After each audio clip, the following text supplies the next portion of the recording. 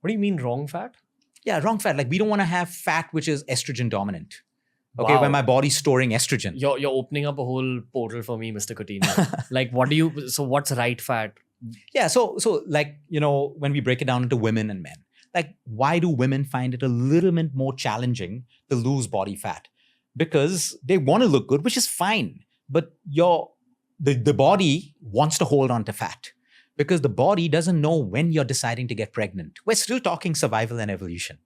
The conscious mind is, I don't want to get pregnant, I don't have kids. Fine, that's what you want. But your body, you're still having a period cycle every month, which means the fact that you're having a period cycle means your body's preparing you to get pregnant. You don't get pregnant and you get a period the next month. You get pregnant, it stops, right? The point is everyone forgets that intelligence. Secondly, a woman's body will hold more fat because a lot of vitamins needed for childbirth are fat soluble. So a lot of women who lose weight too quickly or become too thin, skinny thin, have infertility issues. The body will not allow you to get pregnant. Very difficult. Very difficult. So you need some amount of fat. And again, it comes to perception. Why has the world demonized fat in such a way? Sometimes the body, when you're struggling to lose fat, the body's holding on for it for certain reasons, to maintain a particular body temperature, for more vitamin absorption, which is why I always tell you, if you're deficient in vitamin D3, you are storing more body fat. You are. That's how the body works. In cold countries, you tend to put on weight before winter to store more vitamin D, which you won't get when there's no sun. So evolution is never going to change. These things are not going to change. But these are the things people are battling with when it comes to fat. So women and men are built differently. Women can achieve anything that men achieve. I'm not talking about that, but we're built differently.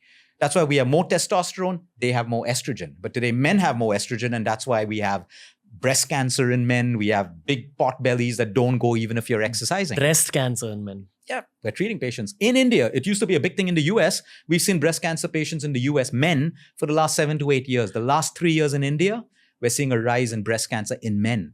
Again, man boobs. How's it growing? Estrogen. That's what grows women's breast.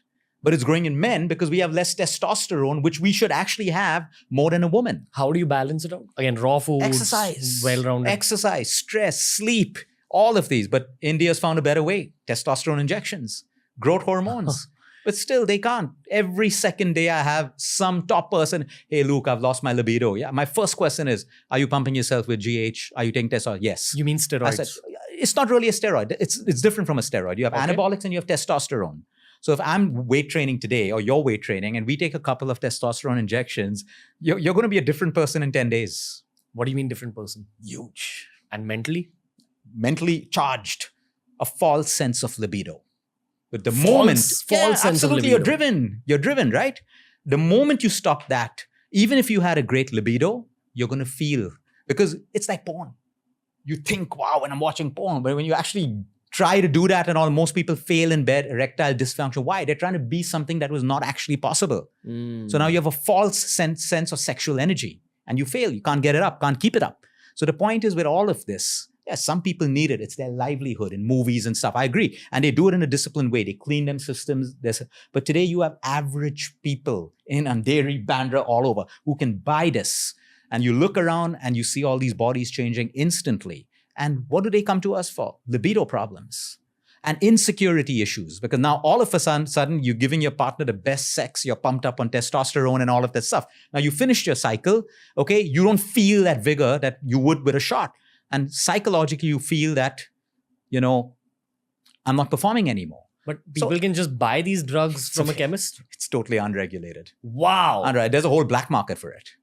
Forget about the chemist. But There's a whole black market for it. Gym trainers are part of this? You can't really say that. Today, people get it through their own sources. You can't blame anyone for it. Okay. Anyone for it. Okay. That's how it is. What can you blame culturally? Perception and social media. I'll tell you, almost every body that people are showing on social media, when I see them in real life, I'm like, who are you, man? I mean, who are you?